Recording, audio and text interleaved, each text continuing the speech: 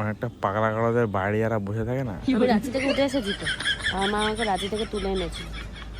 তাও ভালো, মা আমাকে তুলে এনেছে, ভাগ্যিস, নাহলে আজকে মেয়েটা পুরো কিডনি করতে করতে কিডনি হয়ে যেত। ওকে রাঁচি থেকে তুলে এনেছে আর আমায় করতে রাস্তা থেকে। আমি আমি রাঁচির বাইরে থেকে এসেছি, তুমি রাঁচির ভেতর থেকে। মানে আমি আসল পাগল। ঠিক বলছো। নিজে না বলতে পারলে তখন কি করতে হয়, যদি না বলতে পারে তখন কি করতে, ঝামেলাটা বাড়ানোর চাইতে নিজেকে অপমান করে না, শান্তি পেয়ে যাও। ও শান্তি পাবে, আমি শান্তি পাবো। মুখখানা দেখেছো? দেখতে কিন্তু আমাকে খুব সুন্দর, তাই বললাম। তাকানোর কি আছে, জানি দেখতে খারাপ হবে, তারপরে তাকাতে হবে।